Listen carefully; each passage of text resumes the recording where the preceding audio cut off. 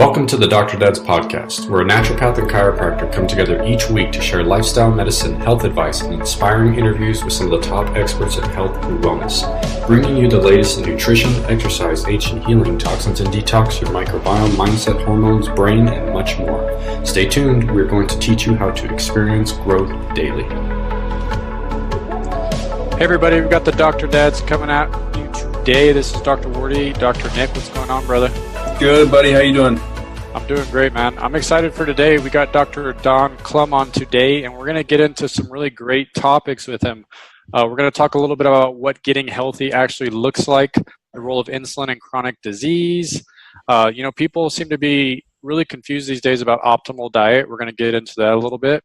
And I really want to hear a little bit about Don's story and some of the stuff that he's currently doing with insulin sensitivity. So real quick, before we get into it, I want to give a little bit of a bio about Don.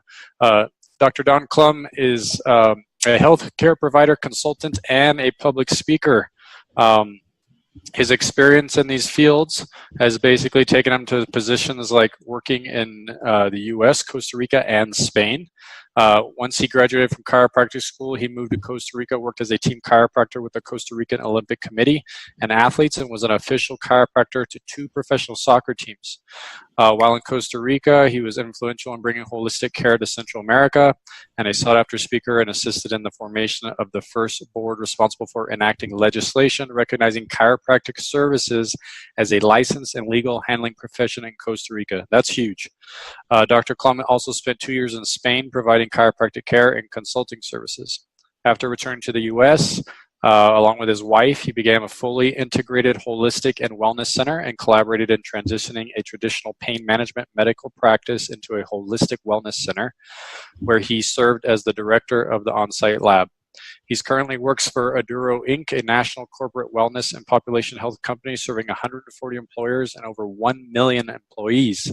He has successfully designed and delivered the first alternative diabetes prevention program that meets or exceeds the national statistics of the National Diabetes Prevention Program from the NIH and CDC. Right now, currently, he's pursuing a Ph.D. in health psychology at North Central University with an emphasis on the relationship of chronic stress, food, and general addiction cycle and the onset of irritable male syndrome. Solid, buddy. I can't wait to talk about that one. I'm not going to ever read my bio again because I just put mine to shame. So, Don, hey, brother, thank you for coming on with us today. This is so awesome. I'm really, really pumped to get into a lot of these topics with you today. I haven't got a lot of time to speak with you at a lot of the conferences we see you at, but I know a lot of your stuff. I follow you on social media. I love reading your stuff. And Nick, you got that? Same thing with David. Actually, I have had the opportunity to talk to Don on multiple occasions, and not only is this guy fascinating to listen to because the capacity for information in this man's mind is near next to none. And so it's always a pleasure, and I learn a ton just from your lectures and getting a chance to speak with you. So yeah, we're super excited to have you on here, Don. So why don't you just kind of dive in and share some of your story and what got you so interested in looking into the role of insulin in chronic illness? Absolutely. Thank you, gentlemen. I appreciate you having me here. This is a fantastic opportunity. It's an honor to be here, especially with the theme and topics and knowing the two of you and the level at which you guys play in healthcare with your communities and with your people. So I thank you very much for having me. Well, the way I got into this whole emphasis is through, it's common to a lot of people. It's through my own story. Early on, I was interested in sports. I played baseball since I was 4 years old, all the way through high school. I was going to play on the rookie team for the Colorado Rockies before I got injured. And so that ended my sports career right there. That's when I went into nutrition first with my bachelor's in nutrition, and then chiropractic after, and so forth. We got the opportunity to work in Costa Rica for 8 years and had multiple clinics and things like that. We worked with the medical school down there, with the government programs that are there, the indigenous people, but most of all the Olympic committees for the national games, Central American games, Caribbean games, you name it. We were the Pan American games. And so that really kind of solidified our time with sports and sports performance. We were the peak performance operators for that system. And so that was a great experience. Fantastic. But while I was there, I was living a very healthy life. I'm a second generation chiropractor, grew up in a very healthy lifestyle and environment, never been vaccinated, never had a prescription drug in my life, not even a cavity. And so did pretty well. And then suddenly, as I'm in Costa Rica doing my thing, on 2 separate occasions, I was diagnosed with skin cancer. Wow. So it kind of hit me like a ton of bricks, not only to hear the diagnosis. I don't know what it was. I can't say it was because I never got it biopsied. I didn't go the medical route. They were found incidentally. One was by the medical doctor on my staff at a pool party on my back, and one when I got food poisoning, the dermatologist identified another one that was on my neck. Some moles had gotten out of control. So I get this diagnosis, and it really sends me spinning. And basically, I want to know why. Talk about thinking you're doing everything right. We even took it up a notch because when you get married and you have kids, you even go further than your upbringing. I think most people do because you want better for them. So we had a real tight household of health, and yet this was happening. And so that kind of spun me on my heels. I didn't know what to do. And so I just did what I knew. I buckled down on the basics. I got adjusted every day. My wife's a chiropractor, fantastic chiropractor. I started cleaning everything up that I was doing. I eventually went vegetarian. Then I went fruitarian. Then I went into straight fasting. And over time, about 6 months, those lesions got kind of ugly. And then eventually they came to the surface and they fell off. The one on my back fell off completely. The one on my neck fell off completely as well, but the mole is still there.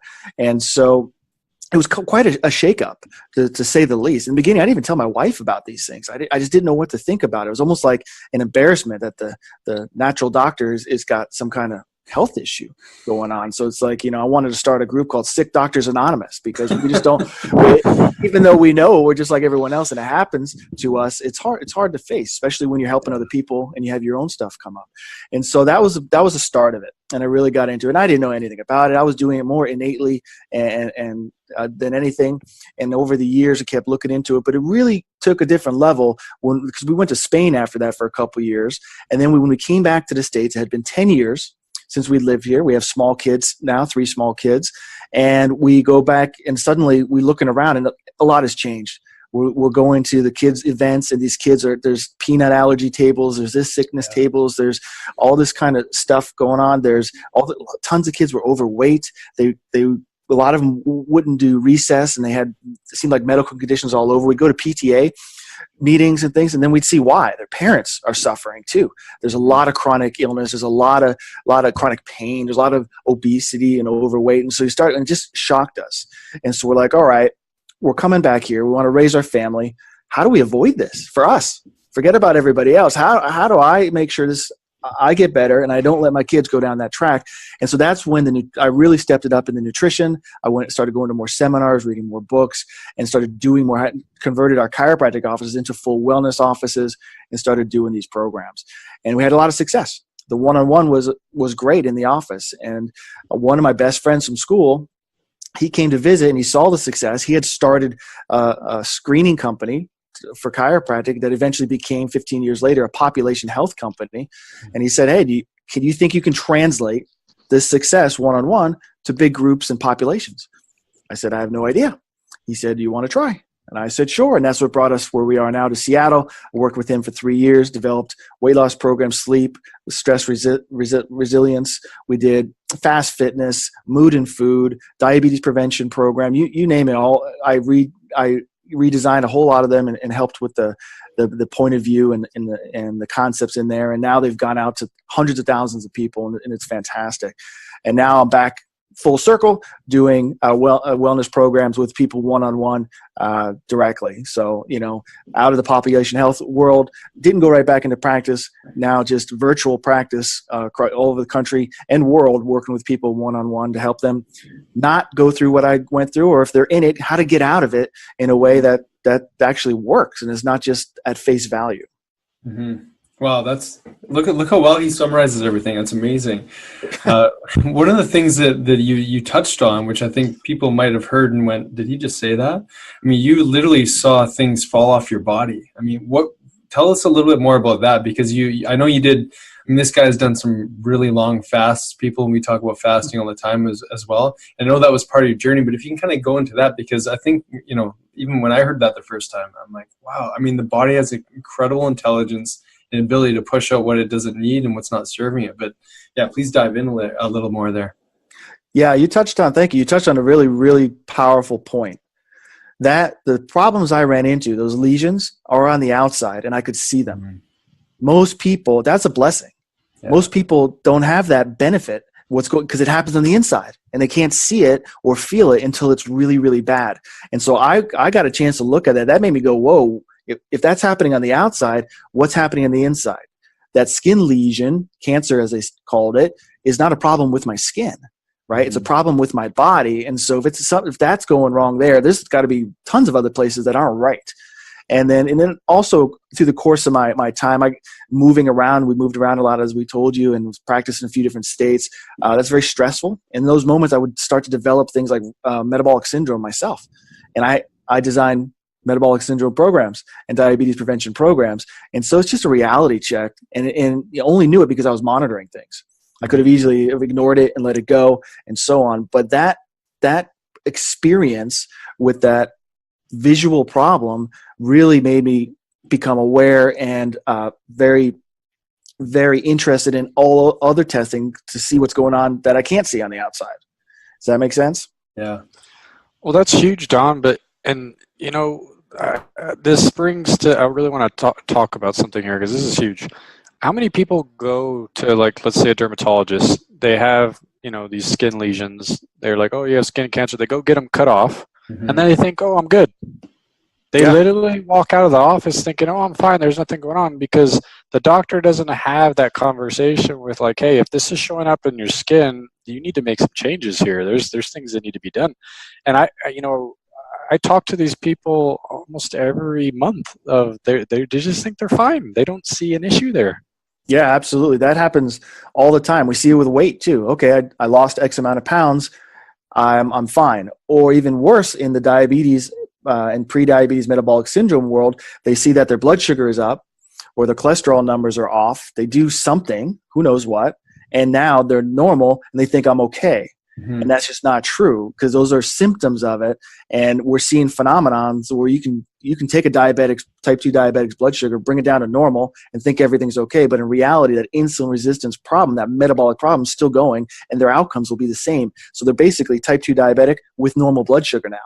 And they have this false sense of security. So we have to be very cautious of that, because my focus, my lens is insulin resistance, as you guys know. And I think it's the number one health problem seen in any medical doctor, natural doctor, nutritionist, sports center, any health office around the world, whether the practitioner knows it or not. And so if we can identify it early enough and make an impact and make it mean something to the individual, to the point where they'll make some minor changes in the beginning, maybe major changes down the line, we can actually turn that around. Because when someone gets type 2 diabetes, they're diagnosed at 40. The average man loses 12 years of their life because of it, on average. The average woman loses 14 years of their life. That's huge. That's 12 to 16% of their life that's not going to be there. And the last 10 years are going to be miserable and painful and suffering. I mean, that's the difference between seeing a grandkid being born, mm-hmm. or someone graduating from a college or a high school or a wedding. A lot. And so, yeah. Oh, and that's huge, Don. I mean, you talk about a pillar of your health. The insulin's huge, and people don't get that. I have that conversation all the time. So I think this is a good segue. Let's talk about what getting healthy actually looks like and maintaining your health. Because, I mean, you just spoke to it right there. You said people think we're in the clear, things look better, I'm good, I could just go back to what I was doing before. So what does that picture look like? The reality is health is an integrated concept. It's an ebb and flow. It's an overall condition of the body. It's not one thing. It's not a number on a test. It's not a weight on a scale. It's not even how you feel or look at times, right? Even though that can be representative. It is a process. It is integrative. I mean, in our programs, we have to take into account everything from exercise, physical activity and exercise. They're different. What kind of exercise, when. We do what's called an exercise progression. Diet, not just what you eat, which is important, but when you eat, meal timing and different concepts like that. We can talk about the fasting as well. We talk about stress resilience. This is not your typical stress management. Stress management doesn't work. It's not healthy. We want to build our resilience to stress. We want to create a positive outcome from any stress that we can. So that's called stress resilience. We do a big emphasis on sleep. Sleep is a tremendous problem. Insomnia from kids in high school all the way through life is off the charts, and it's a major problem, and it affects everyone. You're not sleeping, you're not healing. So we make sure we approach that. And then we do home testing and monitoring, sometimes supplementation or specialty foods as well. And then the modalities, you want to work on relaxation. You want to get adjusted. Everyone needs to be getting adjusted for the neuroendocrine tone, which we can talk about soon, because of how it magnifies whatever efforts you're doing. It doesn't matter what you're doing on any of that spectrum. If you're trying to improve your health, you're doing X, Y, or Z, chiropractic will magnify the positive results. So I don't care, no matter what your age, your condition, or what have you, because of the impact on the neuroendocrine tone, the nervous system, and the parasympathetics in particular, your healing side of your nervous system, it just magnifies everything. So it's a must be. Even the people that have internationally, where there's a handful of chiropractors, I tell them, go find them. You got to go find them, because it's a distinct element that can make all the difference. So in reality, you got to be looking at all of that. And here's the other reality. If you're not actively improving your health and working on this, you will passively lose it. Mm-hmm. That's the environment that we live in. I'm sorry if that's a harsh, but if you're not, people say, how do I avoid diabetes? You act as if you have it. Mm-hmm. How do I avoid this? You act as if you have it now. You have to act as if you are working against a problem or working to prevent a problem right now.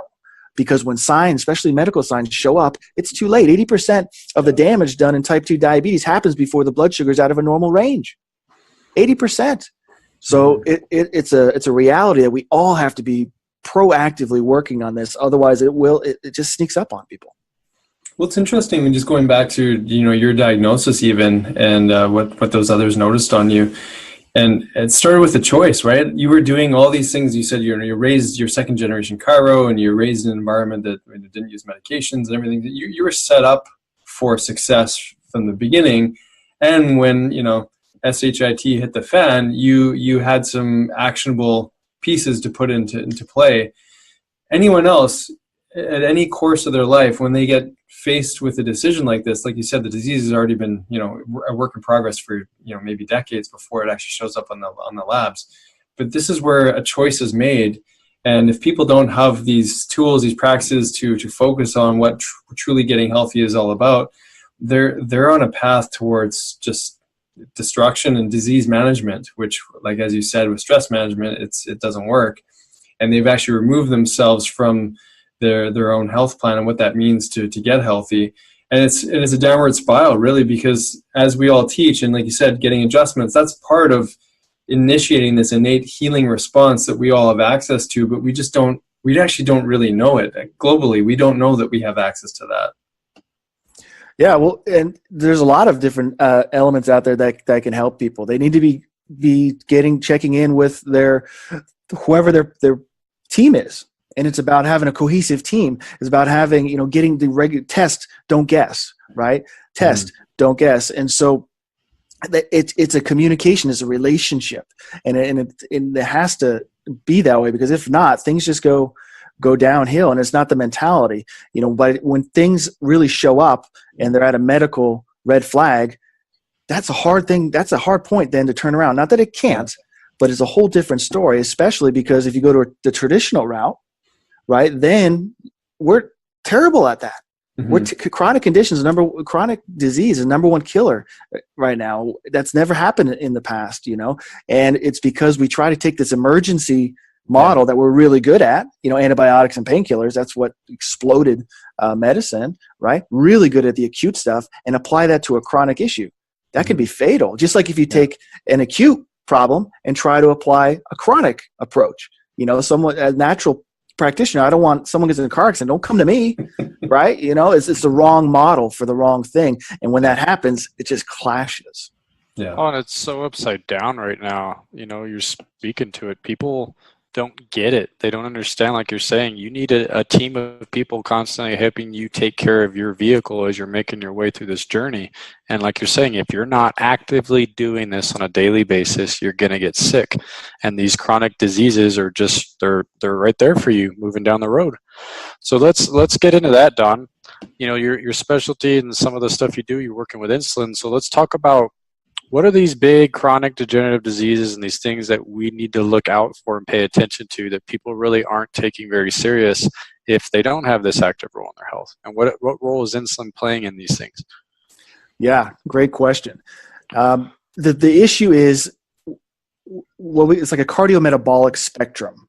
I base it down to insulin. So it's insulin resistance spectrum, right? At the far end, you got pre-diabetes, type 2 diabetes, metabolic syndrome, which goes into cardiac issues, heart disease, heart attack, so forth, stroke. Then it goes into even dementia, Alzheimer's as type 3 diabetes, and cancers as a metabolic issue. It's all about that. But way on this side is where I think we all need to be focusing and working for you.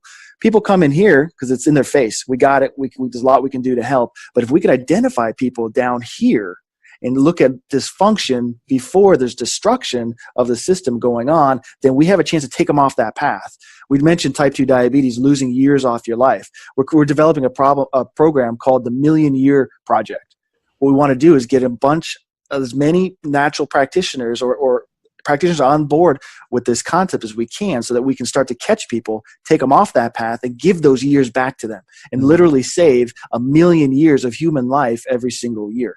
And it's totally feasible. I like to say billion, but we'll start with 1 million at this point, because they're losing it unnecessarily. And so really you start to see all these different changes. And part of the earlier changes down here are things like hormonal problems, just like the irritable male syndrome, changes in mood, changes in tension and stress responses. You have weight gain. Weight gain's a hormonal issue. It's not caloric. We have to change our narrative for that. When we do, then we start to see that weight gain is an insulin problem. Hormonal problems always have an insulin influence, because insulin is the ultimate hormonal disruptor. Insulin's a bully on the playground. When insulin shows up, all the other hormones get crazy. They run away or they get out of balance, because it's a very strong, very primal, very dominant reaction. But unfortunately, it's one that we can control with our lifestyle and activate every single day, all day long, all night long, if we're not careful. And so really, we're looking at the spectrum of events going through here, but they all follow the same neuroendocrine imbalance. And you can label that a growth issue or an insulin issue at core. So when it comes to insulin, I mean, just for some people who are maybe not savvy to it, they're not type 2 diabetic, they don't really know what it means. Can you just kind of talk a little bit about how people get here as well, what it does? Like, is it just that people are eating too much sugar? You know, maybe even go into like how type 2 or pre-diabetes or insulin resistance is showing up. Sure. Insulin is our energy storage hormone.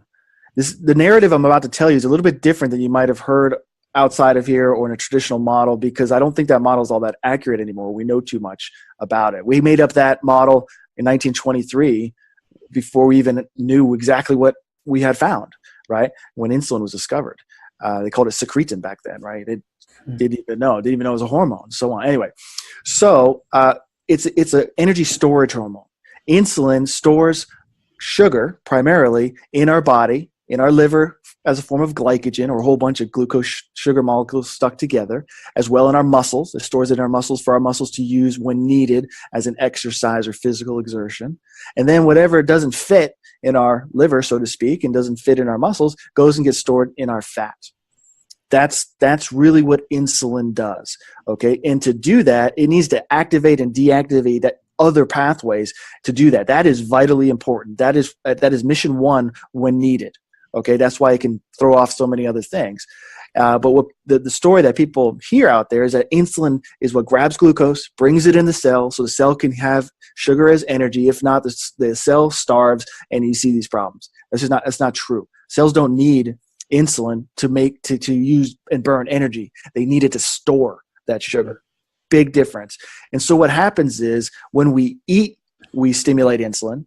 Carbohydrates stimulate insulin. Protein stimulates insulin, not the same amount, but a little bit less than half the amount. Fat doesn't store it, doesn't initiate insulin.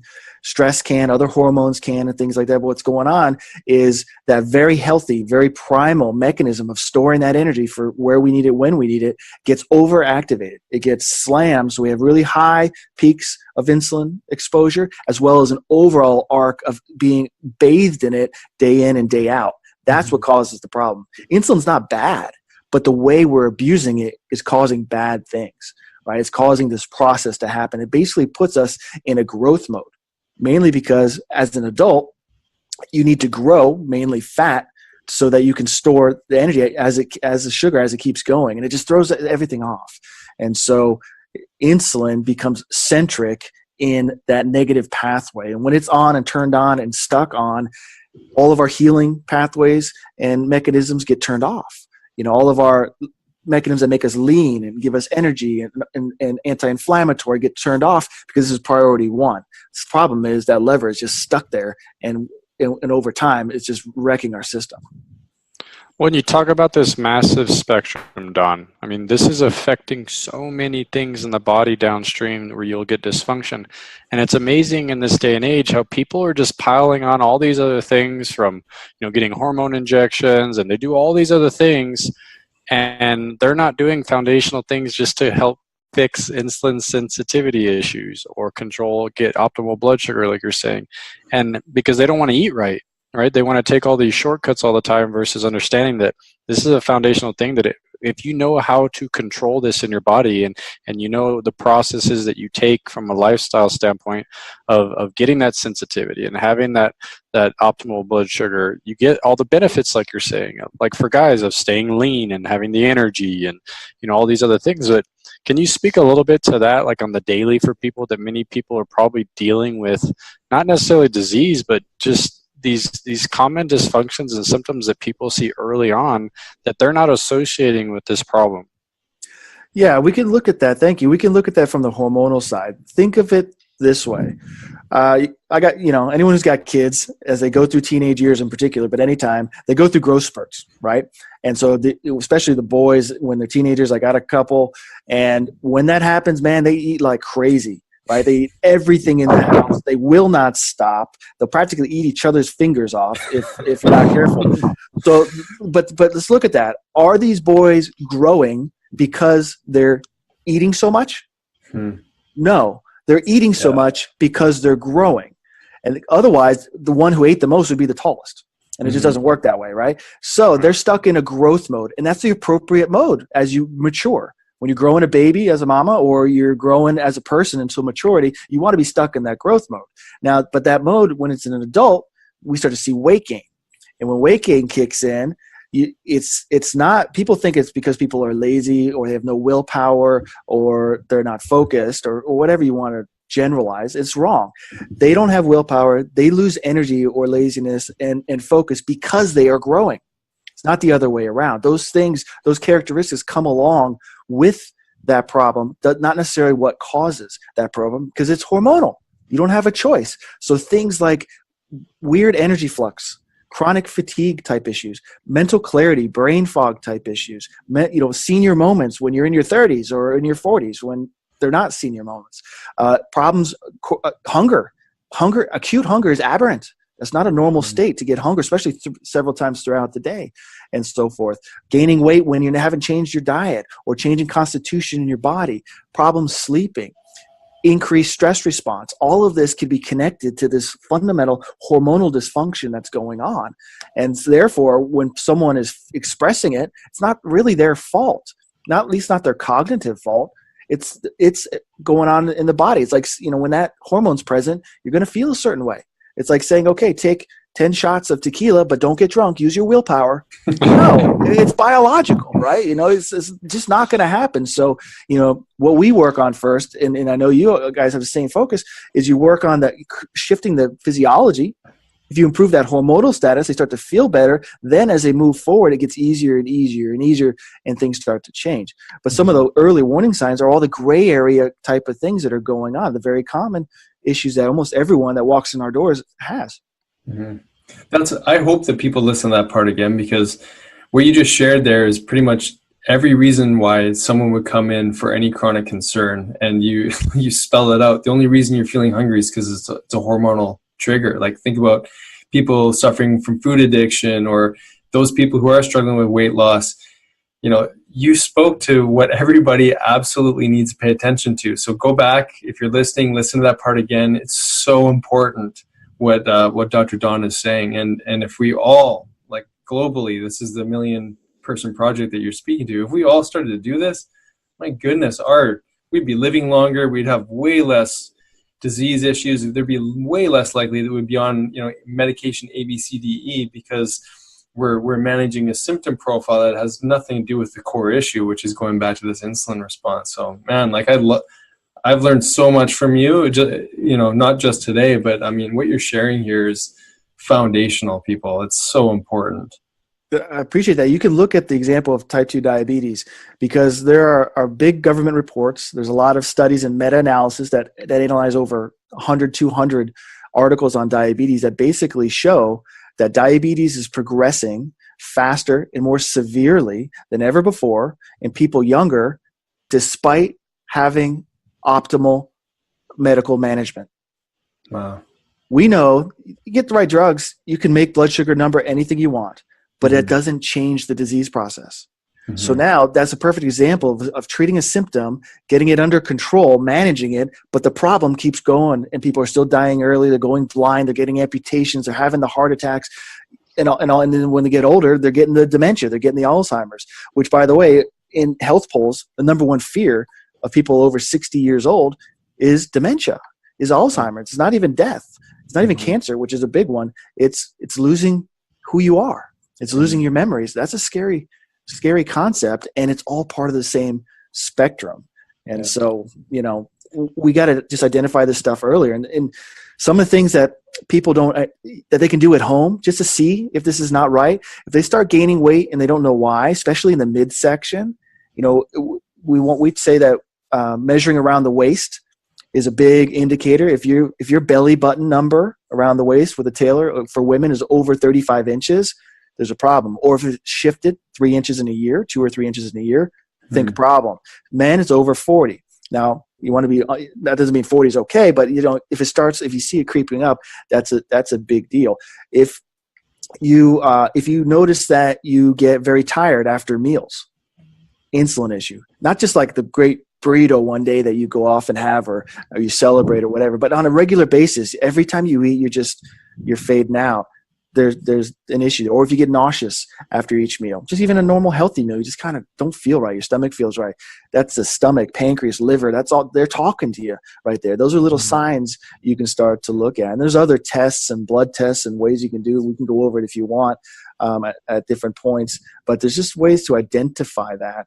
And here's another one. If you've gone on more than 3 serious diets before, you've damaged that mechanism and it's not going to work right. And that's got to get reset. I get people I know you do too, that have been on not 3, maybe 10 in the last 2 years, you know, never mind the 20 years prior. It's because if you go on a low calorie, low fat, multiple meal a day, snack meal a day concept of any kind that goes daily, low calorie, you're messing up that mechanism. We started that a long time ago with the best of intentions, but it's proven to be wrong.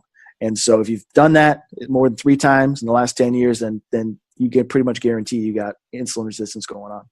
Oh, that's awesome. I mean, this is a great segue into the next piece, but before we go there, I gotta get you to talk about the irritable male syndrome, just for our listeners. I mean, because you're talking about the oppositional hormones here, which I think is so crucial. So please talk about irritable male syndrome. Yeah, when I go through this in the course, we're building up a case for insulin resistance. When we get to sex hormones, there's 2 main examples that I use. One is PCOS, endometriosis, PMS, peri and post menopause for women. The other one is testosterone for men. And within that is the irritable male syndrome, IMS, not PMS, IMS, right? Irritable male syndrome. And what happens is you get this hormonal dysregulation going on, and you start to see changes in the man. And they're so common. They're so regular that people think it's part of the deal, like the grumpy old man syndrome. At some point, everyone becomes that. No, there's books on my shelf over here, like maybe he's just a jerk. And, Mr. Mean. These are women writing about men who are turning or changing, right? And I'm reading this experience that they get irritable, they get nasty, they close down, they go in their cave, they blame everybody else. That's the other thing, and they spiral.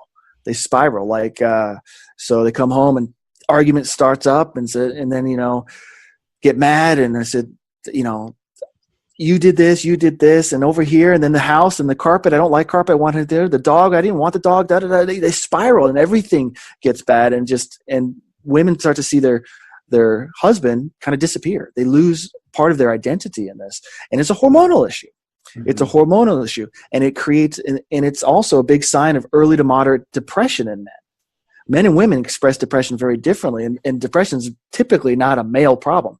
They'll deny it. Doctors are not really looking for it until it gets bad, until they crash, right? But the reality is all these little changes are hormonal, pushing a male form of depression. Men have 9 testosterone cycles. Men are so hormonally up and down that we look at women's 28-day cycle and think that's crazy, when in reality, that's rock solid compared to ours. Rock solid. We have 3 or 4 shifts every hour. We have shifts that happen during the day. We have more in the morning, less at night. We have shifts that happen monthly, and that varies from person to person. We have shifts that happen seasonally. We have menopause later in life. We have puberty earlier in life. When we eat 300 calories or more, testosterone starts to go down. If we have a spark of sexual interest or competition, testosterone changes right there. I mean, the list goes on and on. It's, there's an old adage. I heard a speaker in Australia say, a woman say, hey, women, if you don't like your husband's answer to a question, wait 20 minutes and ask again. Because we'll be different, right? We'll be different. And so, but that's the irritable male syndrome. And the biggest problem with that is that men can't see it. Really hard. There's denial. It's an outwardly looking thing. And it's part of that withdrawal that they don't see it. They blame everyone else. I think it's a big problem, part of the midlife crisis where men go and get the sports car and the trophy wife, right? It's because they can't handle it. And at that point, it's so far off, the only instinct they have left is to run. And so it's a part of a bigger picture. But that's the irritable male syndrome in a nutshell. That's man, you just blew me away right there, man. Because so many guys deal with that. I mean, I deal with it. So do I, man. I'm 37 and I'm already starting to deal with stuff like that. But I mean, you speak to something that I think as males, right, we're so oblivious to. Like you're saying, it's always females have they're PMSing or they're always hormonal, and it's always, for some reason, there's this focus there for females, but like you're saying, it's more complex with males, and we deal with a lot of the same things, but just in a very different way with our hormones. Well, if you look at the fight or flight response, our stress response, they're distinctly different. In both men and women, we both want to take action. But then the list, everything below changes. Men get hyper-focused, where women broaden their view, right? Men are action-oriented. They got to do something. They got to physically respond, fight, flight, defend. Where women, they don't. They plan. They commune. They get to the community. They take a whole different route for the thing. And in today's age, that outward reaction from men is not okay. It's not socially acceptable. You can't act on that impulse, yell, scream, or do whatever, because it might not be required in today's society, but it doesn't mean that primal urge isn't still there, and therefore they have to suppress it, and they suppress it, and they suppress it, and they suppress it, and we that becomes a whole problem in and of itself. If you want to know, there's a book, The Irritable Male Syndrome. Awesome. This is the godfather of it all, and in there there's questionnaires, and I was reading it, and I did the questionnaire myself, and then at the end it said, hey, if you dare, ask your wife about these questions about you. I was like, okay. I said, hey wife, let me ask you some questions, and I start going through it, and she goes like this. She's looking at me, and she stops. I'm going, what's wrong? She goes, are you setting me up? I'm going, no, I want to know. And it turns out it was even worse than I thought. And then you can go a step further and say, ask her if she thinks this is affecting your kids. That's when it got very real for me. Yeah. So it went from a research project to a reality check. And that's the other thing. We all go through all of this stuff. we all live in this very stressful, very toxic, pretty artificial world. And so we're all going to go through this at different levels. The point is identifying it early, always being proactive. And when something does turn up, you go for it, go after it, get some help, get a plan, not only for you, but you want to stop, because whatever's going on with you, you're passing on to your household, your family, kids.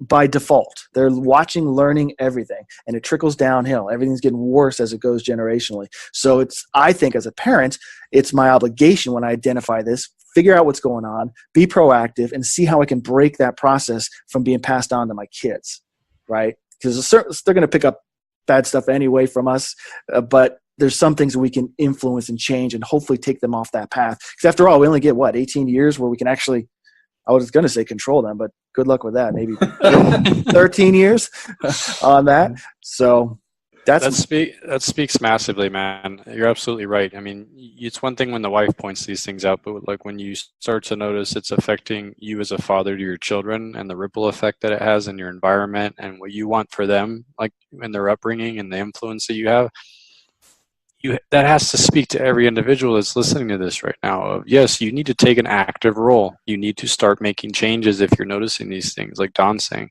Mm-hmm. So let's take a segue, man. I mean, that was amazing, but I really want to get some more stuff out of you, man, because This is awesome. So there's this massive confusion, I think, for everybody these days of what is the right diet? What am I supposed to do? What's good? Is it keto, paleo, carnivore, or what is it, the frugivore? I mean, there's so many things now, and people are their heads are spinning, man. So can you speak a little bit to where someone would get started? And I know we're going to talk about diet variation, but where do people get started with something like that? I mean, what's your approach? Well, the first thing is we need to look at, people need to define why they're eating the way they're eating, or why they're going after one diet or another. Is it for weight loss? Is it to get better, heal, be healthy, get stronger? They're all different reasons, because someone will say, oh, I tried this, it didn't work. I'm like, what does that mean? Right? So first we got to decide, what are we doing this for? And then when you look at it, if you can define what works means to you, then you take a step back and look at the physiology of why it works. You'll start to see the reason the vegan, super low fat, no saturated fat, all plant-based diet has a same positive impact on the body as the keto, super high fat, almost no carb, low protein does. They seem completely opposite. There are no two other diets that are as opposing fundamentally as these two, but they both reverse diabetes, lose weight, improve health. The question then becomes why?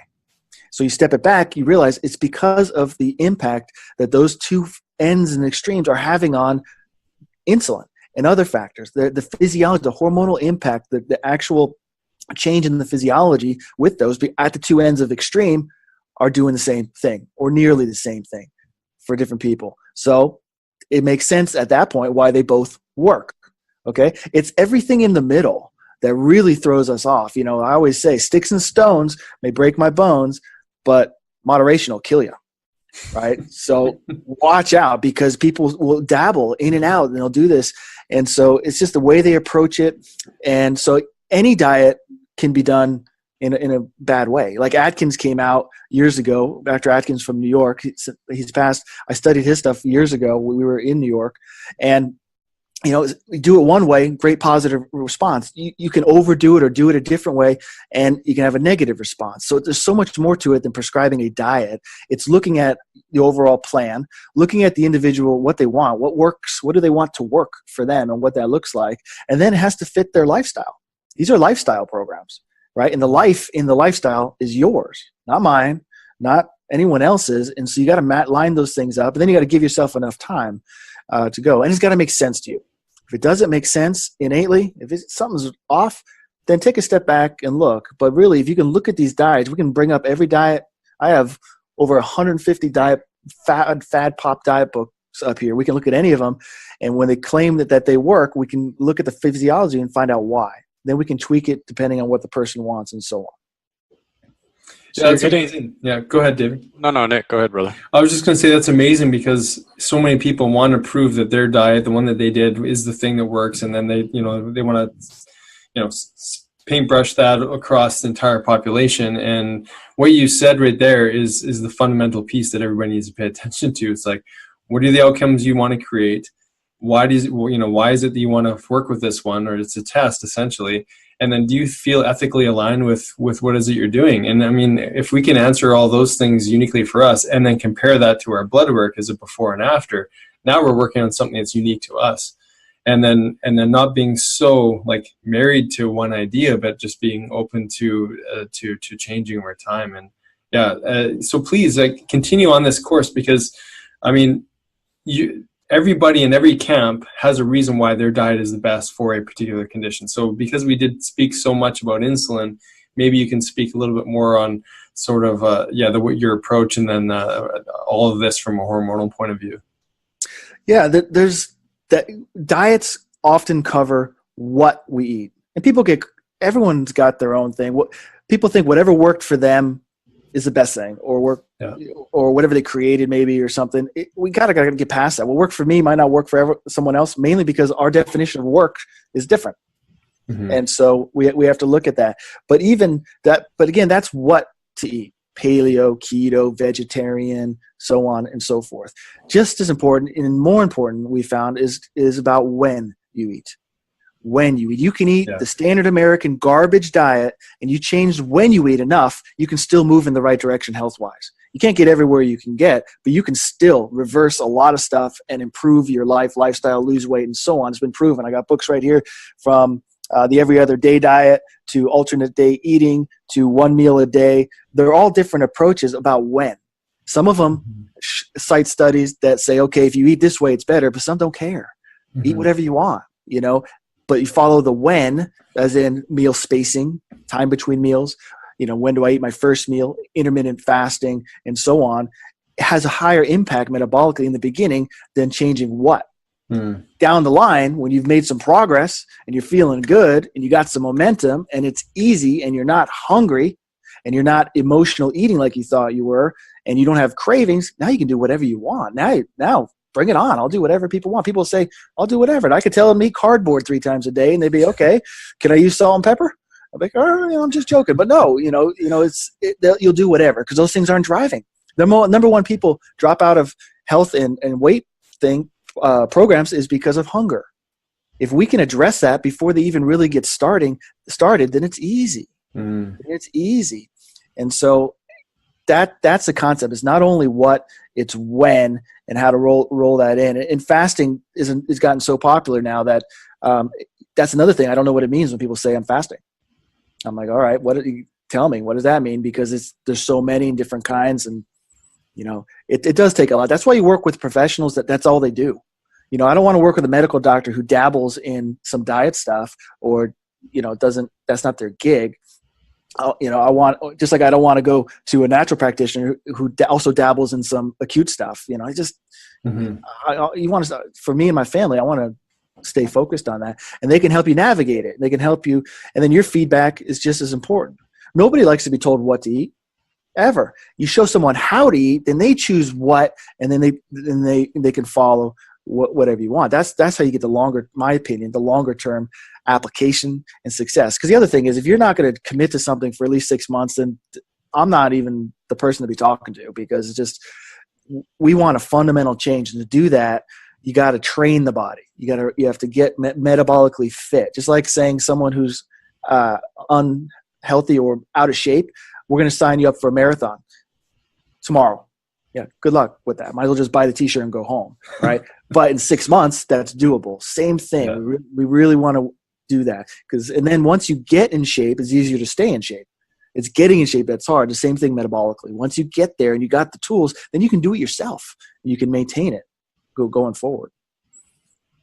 So can you segue, into the fitness aspect that we're talking about diet, but these people that are in the gym and they're gym rats, and some people are putting more stress there than on their diet.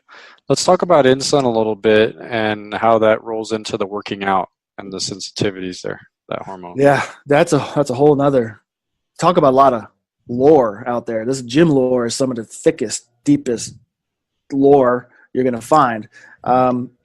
So, because we, in our practices in New York, we had a wellness practice, we had a gym in there, and we had powerlifting teams. We had everything from kids starting at 7 years old through high school and adults in syndicated regional, national powerlifting meets, and we taught the classes. And so we got a lot of flack for that, especially with the kids. Oh my gosh, kids are lifting weights. The news came down. Someone turned us into the health services and all this, and we had to defend all that, and we did successfully. But in so doing, especially when those high school kids show up, I would hear all the lore. Holy crow, what's going on? They would come in with $400 of pills, powders, potions, tubs of stuff to do that they thought were going to make them bigger, stronger, faster, because that's what they want. And so we started to really get basic and fundamental. The little kids were great because to teach them nutrition, all we had to do is put a list on the board that said, these foods make you strong, these foods make you weak. Over. Because they'd go home and say, Mom, I'm not eating that. That makes me weak. Dad, I need more of that because it makes me strong. They got it. But then once they get in a little older and all these different people talking, just like you said, every diet, every workout, they start to change. Insulin is a growth factor, right? mTOR for protein, which we don't have to go into now, is also a growth factor. They promote growth. Most people think they want growth. We don't want growth. Unless you're a kid going through maturity or mom growing a baby, those are the ideal times for being stuck in growth model. What we want is repair. Growth and repair don't go together. It's not growth and repair. In our body, physiologically, it's growth or repair. They're on a teeter-totter. You can't do both at the same time. It's one or the other. Insulin and so forth sticks us in growth when what we need is repair. Repair is what builds our muscles. Repair is what builds our joints. Repair is what heals our body. Repair is what detoxifies our body, what makes us lean. So we want to promote repair. And when you look at it that way, there's a whole lot of different things that can make a change. This whole idea of the pre-workout, post-workout meals, and all that kind of stuff is just cranking growth and suppressing our repair, and we're going 2 steps forward, 1 step back. There's no need for a pre-workout. The ideal metabolic or hormonal workout is to work out in the morning before you've eaten or in a fasted state and do a more intense type of training. And then wait as long as you can to have a normal meal. So, for example, if I work out at 6 a.m. and my first meal is not till noon, that's fine. I don't have to rush and grab a meal or a shake, a glorified milkshake with some protein in it and think it's going to build my muscles, because it doesn't work that way. Because when you're working out like that, you're turning on all these triggers. You're raising up human growth hormone. That really promotes repair. You break down some muscle, and that's going to promote repair. You do all this kind of stuff. But if you were to inject insulin from that workout shake, from the powdered protein and the carbs that's in there, you just turned all that off. You just worked hard to turn it off. So it's going to have a minimal result on that. And then throughout the day, if you decide to treat yourself at night with an ice cream sundae because you worked out so hard today, you're turning that off right before you go to bed. When reality is all of our healing, muscle growing, fat burning hormones come out to play when we're sleeping for the most part. And so there's a lot of different concepts that people mix up in that process. So one is pre-workout. If anything, I drink a little electrolyte drink that I make myself, right? Post-workout, you don't have to rush home and do a post-workout shake. Eat your normal meal whenever that time comes, okay? The other one is to think that because you worked out, you burned extra calories in that day. You didn't. This is a whole long story. You have a set budget for that day. There's nothing you can really do to get more out of it. It doesn't work. If you use a lot in a workout, the rest of your day slows down to give you the same budget. Just like think about your heart rate. You raise your heart when you're running, heart rate, so that throughout the rest of the day, your resting heart rate goes down. That's a sign of health. Same thing. You burn a whole bunch of extra calories, not extra, sorry, my bad. A whole bunch of calories in a workout, the rest of the day just slows down, balances it out. You can't change it day by day. You can over time with different ways, but you can't day by day. So those are the biggest workout concepts that I think are holding people back. Did that answer your question? Buddy, I can totally see our listeners right now, and their heads are like spinning. They're like, what? They're like, what is this guy saying? I'm sorry. It is not to say that there's no benefit to exercise. There's huge benefit, metabolic benefit. We can go into that. It's just the benefit's not you get extra money in your budget today because of calories because you worked out. Oh no, I'm with you, man. I mean, the stress plus rest equals growth, and people are so stuck on the stress mode, right? That they're like you're saying, you can't ever get that recovery, that repair, and the growth that you're looking for because your focus is in the wrong things. And we we educate people on this all the time, right? But it's just so, like you're saying, all these potions and lures and all this stuff you hear around the gym from these people spreading all this junk around of that's just not the reality. And if people just understood, how your body actually works and how you actually need to approach these things, they would see these benefits. And, I'm 37, man, and it took me till my early 30s to figure a lot of these things out. And I wish I had known some of this information when I was a teenager in my early 20s, because I was an athlete just like you, right? And it was just so upside down, the information we were being fed back then of what worked and what didn't. Oh yeah, I dread thinking about that. When I was young in high school, I was a football player, wrestled, baseball, and I was in the same lore as everyone else: bigger, stronger, faster. And then I went into competitive powerlifting and things like that, and the same thing. And I wonder if looking a certain way or being certain strength the way I thought I had to at this part of my life shortened this end of my life. Because that's what it's really shown. It's called the excess tissue hypothesis. But, by doing the wrong thing here, we're just basically looking a certain way or whatever we think, and we're just shorting the other end. We don't know we're doing it. And now I realize that, and I go, well, I can't go back and change it. So I work on everything that I can. And it's a perpetual thing. It doesn't end. Right now, what am I? About 25 pounds less than how much I weighed when I graduated high school. But I'm still every day working on it, and I'm still not where ideally I want to be, and that's okay because it's a bigger picture. It's a health, it's lifestyle, it's integration, it's so much more than just that number on the scale in reality. Well, and can you touch on that a little bit more, Don? A lot of our listeners are parents, they have kids, and you get this unrealistic idea of parents think, oh, well, my kids can have all this sugar and they can eat all of that stuff because they're young, their bodies can handle it. Can you speak to that real quick to help I'm not going to be very popular if you want me to talk about that. No, I would really like you to squash that whole mindset and that whole just completely upside down thought process for parents. Well, the concept that I talk about in my talks is called the excess tissue hypothesis. That later in life, it doesn't matter, extra body tissue mass runs the body down. That's why someone like a professional football player, wrestler, powerlifter, bodybuilder, super fit, most of their life very muscular, has the same life expectation as someone who's morbidly obese who's never trained in their life. Wow. Both ends have excess tissue that they're working through. This is fit. It looks good. We would judge them differently. But at the end of the day, it seems tissue is tissue. One of the ways we know that is there's some studies done on the centenarians in Japan. And they found out the difference between a man living 100 years and 75 years in the same environment. They balanced everything out, was simply 3 inches in height. There's more tissue there, right? There's more tissue. That's why you don't see a lot of 90-year-old 7-footers walking around and being interviewed everywhere. People who live to be over 100, they're little, right? They're little and they have a certain frame and so on, which is not good for me at 6'4", but I have to work at it constantly. So here's the deal. We also know that the more metabolically you push any organism early in life, you shorten the other end of life and they have more problems.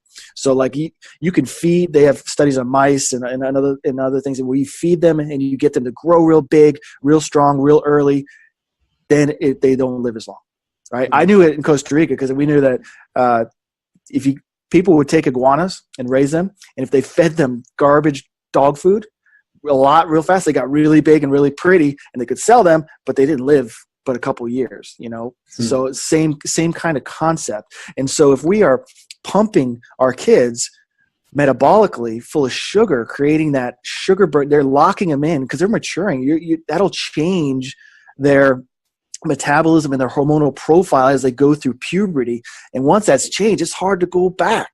It probably is only a certain amount you can. So you are setting them up literally for the rest of their life by doing that. And by doing that and having weight issues early on or having metabolic issues early on, is clearly showing in higher rates of all chronic disease and issues, and now including anxieties, including attention issues, including depression number one disability worldwide. And so it's all linked. And that's also why all these diseases are hitting people younger and younger, faster and faster, because we're setting them up earlier and earlier from day one, starting with bad nutrition in the womb, leading to no breastfeeding and formula, to typical American standards for kids' foods, from cereals to snacks to junk, and feeding them 18 times a day and so on, and all the way up to soda pop and then fast food as they get older and they can control it themselves. It's not good, and it does impact them. So parents, there is a responsibility there, not just for you, but for them. You want them to have the best in life. You got to start from pre-day one. Absolutely. Yeah, Are your kids that's an amazing thriving? message. Yeah.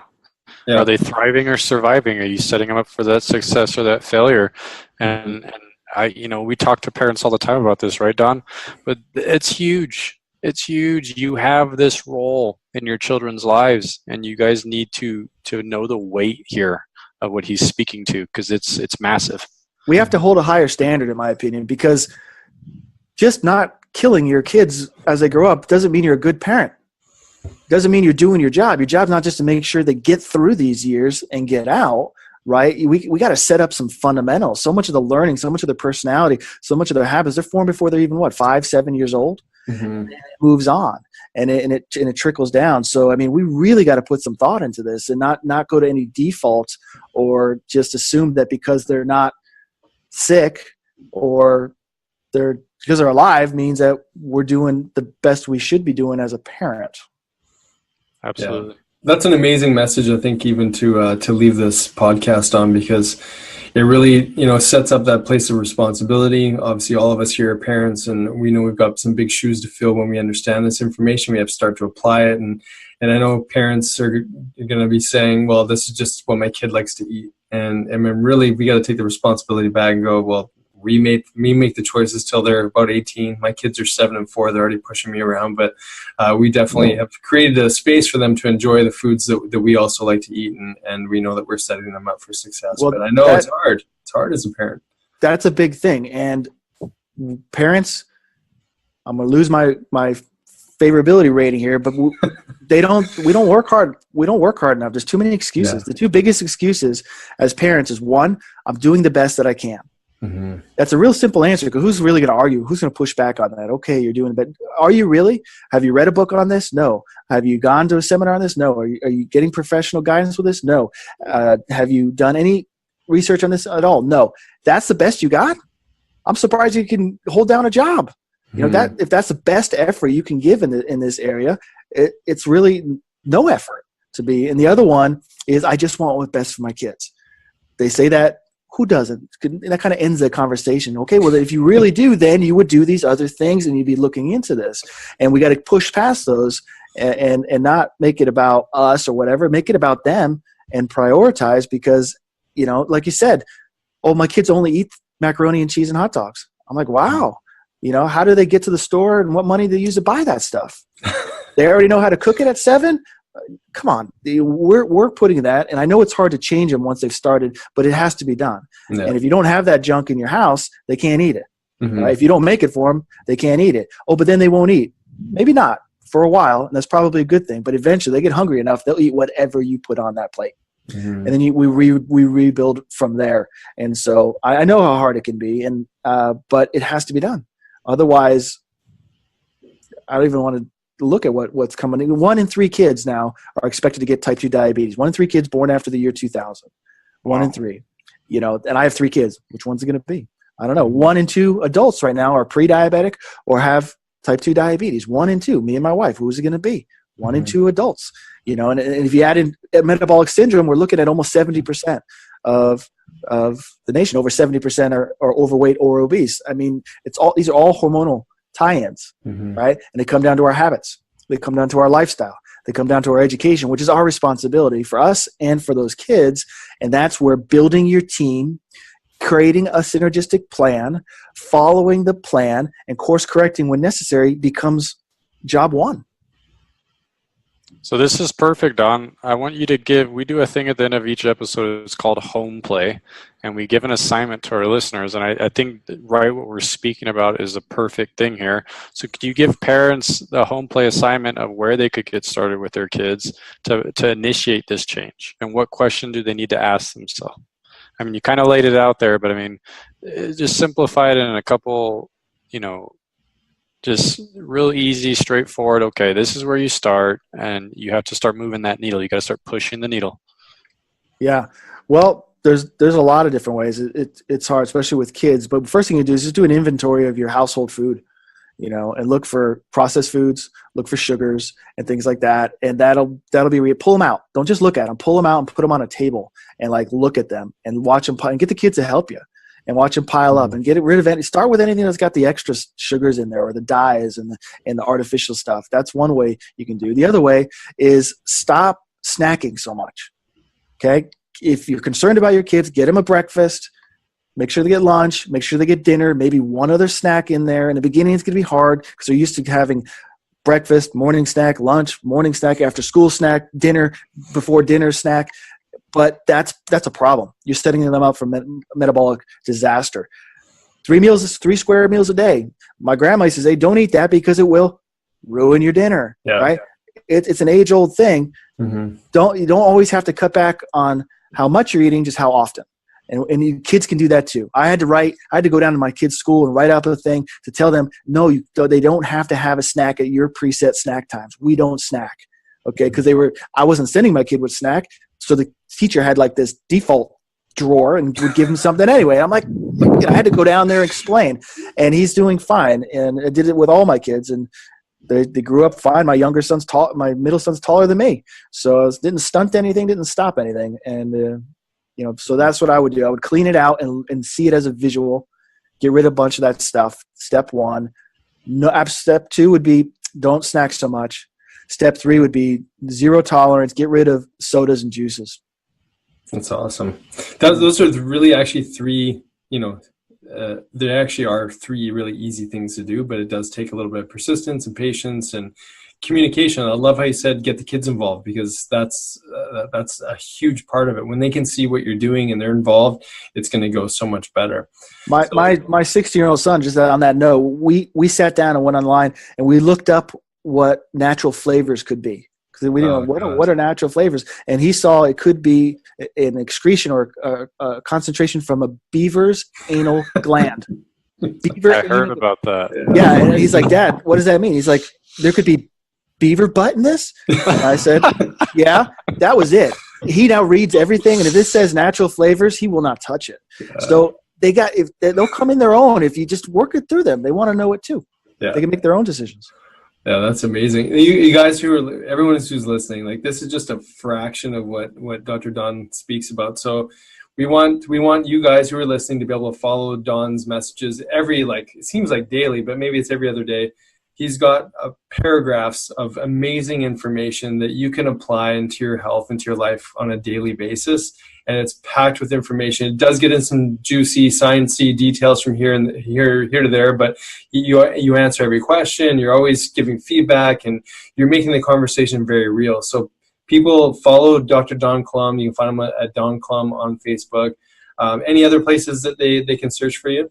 No, we're working on revamping the website and stuff. But as far as the getting a hold of me or more of this information, just go to Don Clum, DONCLUM, on Facebook. There's both a professional and a personal. You can follow the personal and like the professional, because they have different reaches, and I rotate things through them, and just go from there.